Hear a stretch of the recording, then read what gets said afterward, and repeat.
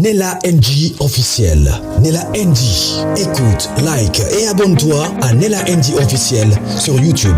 Nella NG officiel. Pour l'actualité musicale congolaise, art et divertissement, écoute la voix d'or. Nella NG te dit toute la vérité. Tout le monde sait que Péniel n'est plus d'actualité. Elle n'est plus d'actualité, ça fait très longtemps. Donc, Azalaranae Susunababeuste, elle a changé de vue. La dernière fois où j'ai vu Péniel apparaître, c'était pendant un live où elle était en train d'expliquer parce que Maman Neazana Kinshasa, elle avait apporté des produits et qu'elle devait vendre. Elle utilise sa personnalité en tout cas pour faire la publicité des produits, des collagènes, hein, voilà, des produits collagènes. Péniel est en train d'utiliser sa personnalité pour aider sa mère, en tout cas, à vendre le produit. Et une fois là, elle a fait le live, justement, toutes sortes, avec ses fans et tout. Elle voulait parler avec ses fans parce que ça faisait très longtemps qu'elle ne faisait plus les lives et tout. Depuis qu'elle nous a annoncé, en tout cas, qu'elle était fiancée et tout, elle-même, elle nous a annoncé ça parce que la vidéo se trouve même sur ma chaîne, sur Nella NG officielle. Donc, tout ça là, on sait. On connaît la vie de Péniel. On ne connaît même plus la vie de Péniel. Personne ne connaît la vie de Péniel. Donc, on ne maîtrise plus la vie de Péniel. Péniel a sa vie. Péniel vit sa vie. Péniel a complètement quitté les réseaux sociaux. Donc, Péniel, si elle vient nous annoncer quelque chose, si on apprend quelque chose sur Péniel, on ne va pas la prendre auprès d'une autre personne parce qu'elle a tellement développé une certaine discrétion sur sa vie privée que des choses qu'elle nous montre, c'est ce que nous on prend. Mais j'étais surprise. Je ne sais pas si Alinga Bimisango et ça la buzz, Topeza est solo parce qu'elle voit que de l'eau est calme ou peut-être Alingi que balobela pays, hein. Moi mikolo akoti moi mai parce que yena zawadi batambola un peu moi ndenge moko izala mo bomoni zawadi so zawadi abimi et pas bimi ceux qui Péniel abimi zawadi pas bimi bon ba jour eleki zawadi aote kobota bana ya mapasa a publier bango pe ezalaki bien. Dans celle qui ont écouté émission, condamné qui a l'émission alors que je n'avais pas aussi tort parce que beaucoup de personnes s'est posé des questions. Oh, les frères Maya Kalamba avaient dit que non, Penani, Zawadi, elle sera punie par Dieu et tout. Mais on a vu une grande bénédiction entrer dans sa maison, le jumeau, des beaux garçons. Avoir des jumeaux, moi-même je suis maman de jumelles, c'est une grande bénédiction. Alors, je ne sais pas, est-ce que c'était un buzz que Péniel a voulu créer ou c'est vraiment ça? On a remarqué depuis un certain temps, Péniel avait beaucoup pris du poids, mais ça fait aussi beaucoup de temps que Péniel n'a pas publié des photos full. C'est-à-dire qu'une photo où elle est debout, de toutes les photos que vous êtes en train de voir là, ce sont des anciennes photos. Les actuelles photos de Péniel, en tout cas, elle ne publie pas. Si elle publie une photo, c'est une photo comme cette photo ici. Ce n'est pas une photo full, seulement son visage et tout.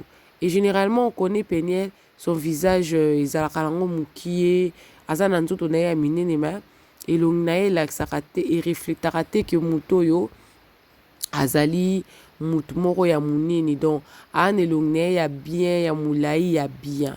Mais tolali tolamuki ka abwe pour Péniel atie soki publication et soki information nazo bate ko qualifier yango eza publication eza information eza kanda na kanda eza une manière à kolobela biso que azana zemi wana penza nde na comprendre te en tout cas na comprendre yango ata mukete eleki je crois 2 ou 3 jours na Instagram ya Péniel.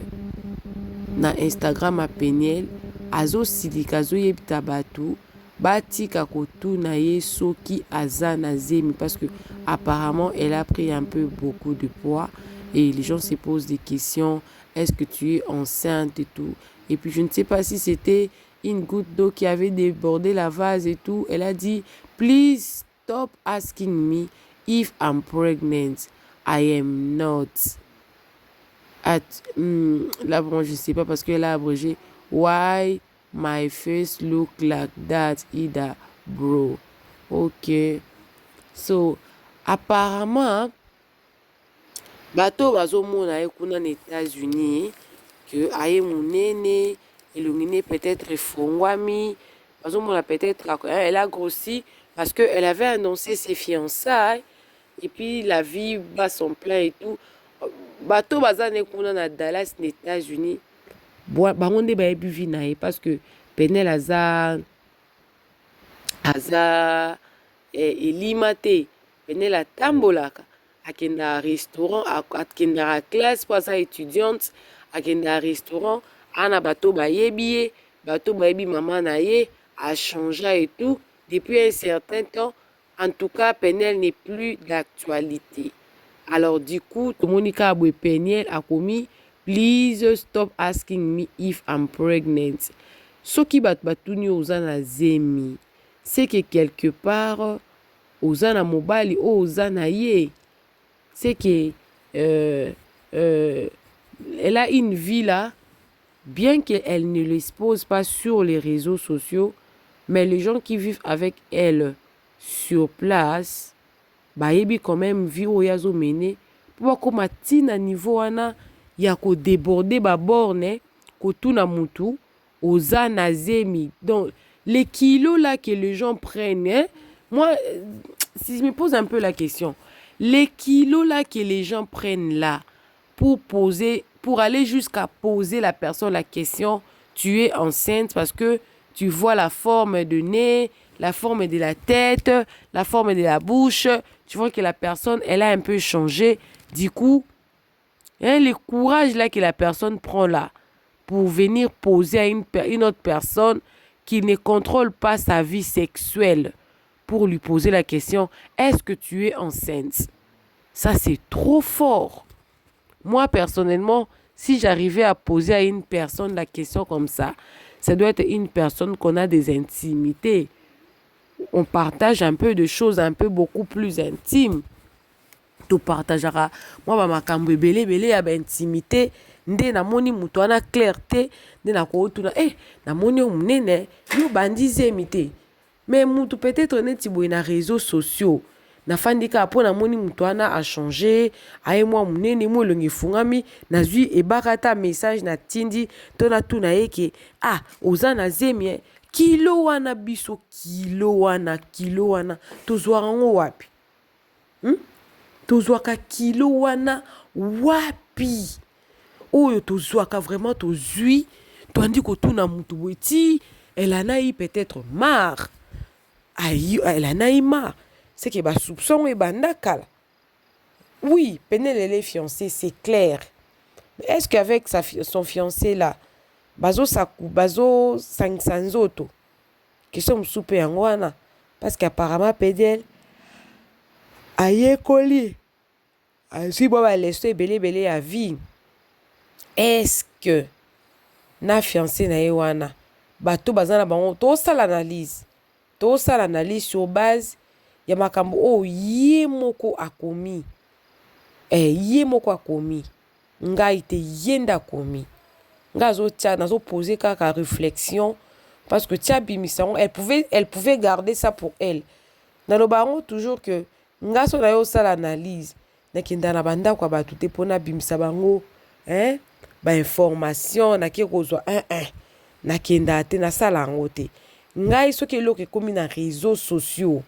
Ndenga pe na mbondi yango lokola batu nyonso bamoni yango nazwi nasali mo analyse nanga ka ndenge esengaka bosala analyse sikoyo na ka oyo ya Penel oyo c'est que vie oyo azovivre kuna bato bazomona yango clarté c'est que na ndenge ayaki koloba ke elle a changé, elle veut maintenant vivre une vie saine, c'est-à-dire que akataki ne kaka pont na réseaux sociaux pour Aza, parce que elle avait beaucoup plus exposé sa vie sur les réseaux sociaux. nde to ande quand même koyeba ke elle sort avec tel monsieur, elle était partie dans tel restaurant. Mais elle pouvait toutefois seulement garder cette même vie-là. Il y a Koubimane, Kana, Mibal et tout. Mais à Boys Konde Kotia, on a les réseaux sociaux parce que elle était beaucoup plus exposée avant sur les réseaux sociaux. Ndami bendani moi bouquet amitié na moi écart. Biango wana batu o bazo mona ye. Ba mona que peut-être a changé te. Elle garde la même vie. Yango bazo a kilo. Ya ko tourner question. Au cas contraire.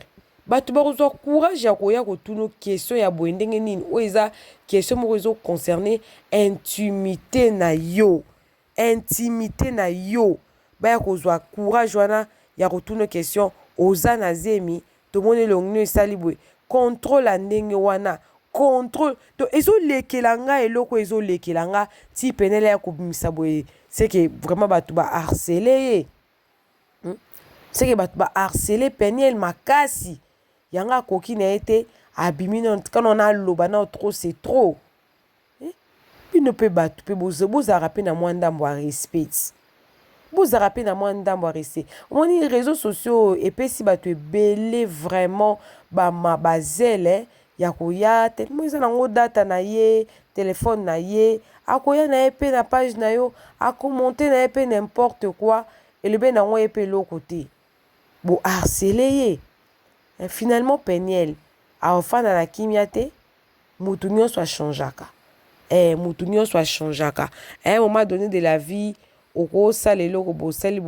mais un moment de la vie ngala mona kutu bato ba se convertissaka bien o ba vivre vie moko saine ils a bato ba vivre ma bébélé nde à comprendre que vanité de vanité moni vanité de vanité soko leki na vanité de vanité na makambo ma bébélé te o comprendre tout est vanité te il faut les kanzela na pour comprendre soko comprendre te zelo quoi d'être so mona akufeli mwana akufeli mobali so akufeli mobali te so akufeli mwana te o comprendre te douleur o isala kana pour ba ki vanité de o lo ba ki isala rapasi Peniel vient du monde. La vie qu'elle a vécue, c'était trop pour elle. Et elle a abandonné toute seule. Elle a décidé de vivre sa vie. Si elle a un petit ami qu'elle s'est fiancée, elle essaie au moins de vivre dignement, sainement, sans pourtant que Kombo na écoute na moi bobozo ba moroboy à se dissocier complètement na réseaux sociaux par rapport à la vie privée na. Pour na la vie privée à Peniel est commis tellement difficile.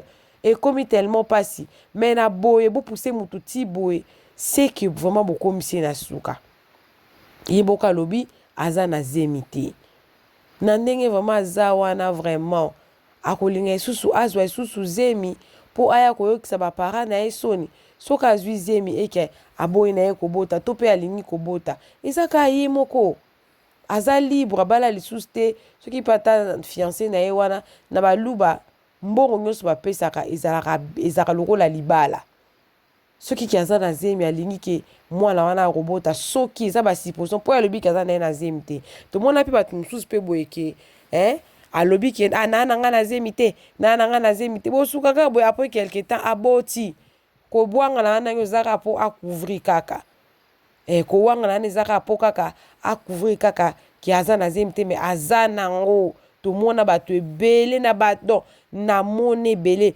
ngako na mona sœur na biso mo bona beta bino lisolo toza koyemba ne chorale moko na Matadi na chorale aza toyoka ba soupçon ki aza na zemi même ko musupi boye ko alati penda complet veste ekange mwa libumu etu tobi biso toyoka ki yuza na zemi azo simba pe libumu ngo wapi zemi ngo na zemi te bilumu nganga eza bien eza azaki na jara mama bumu oke zi mona na kaso ko kisi ba 7 mois 8 mois donc tant ka zemine komika ko remarquer boy abota mwana mobimba mwana tate ki prématurité mwana penda komela kitoko soki Peniel aza na zemi eke ndenge bato bazomonela ke a décidé kobota na ye lisusu kaka me a décidé azala ne ekoyebana kaka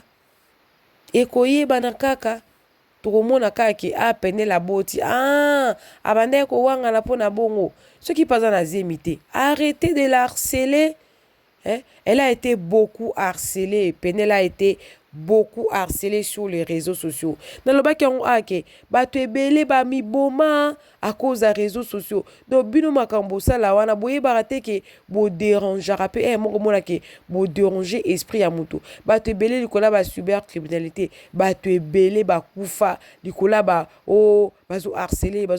Mutu a s'est décidé à vivre bien la vie nae. Pourquoi bolingo kotika vivre kimia? Botika pene la vivre kimia, zawa dans la vie ne zawa da bala.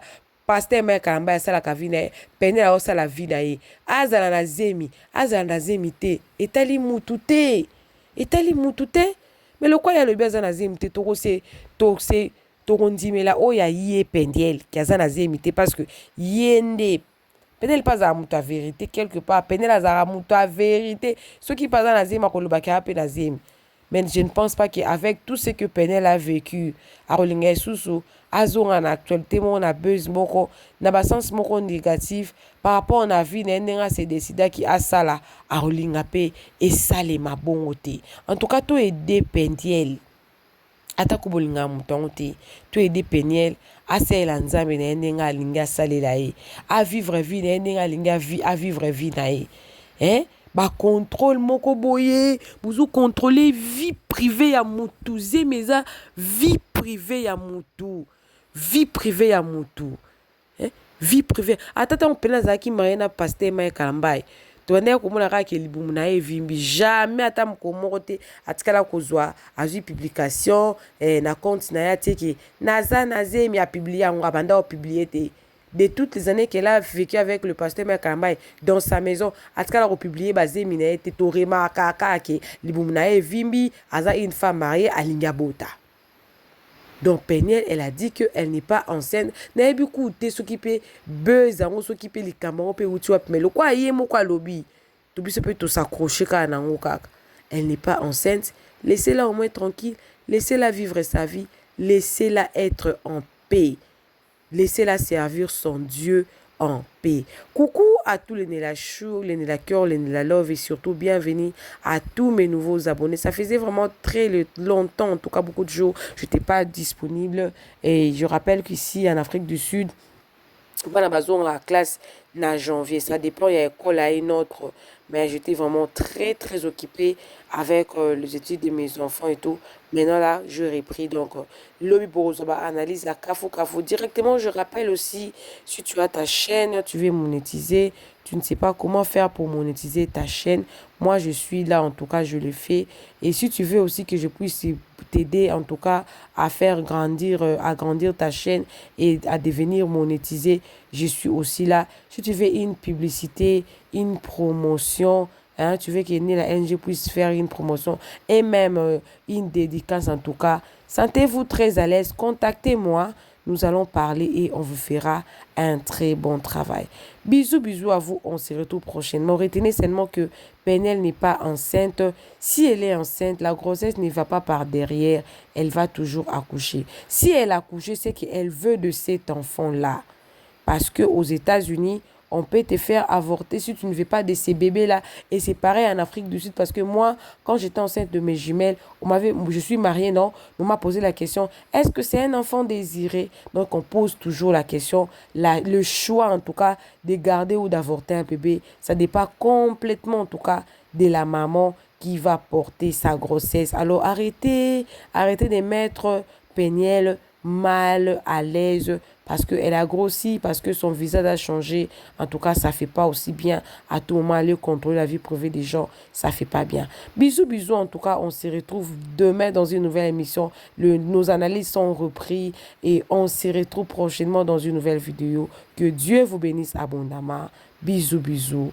Bye.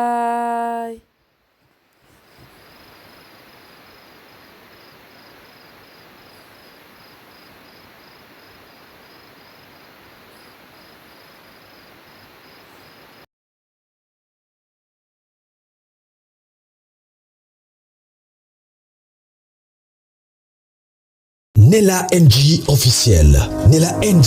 Écoute, like et abonne-toi à Nella NG officiel sur YouTube. Nella NG officiel. Pour l'actualité musicale congolaise, art et divertissement, écoute la voix d'or. Nella NG te dit toutes les vérités.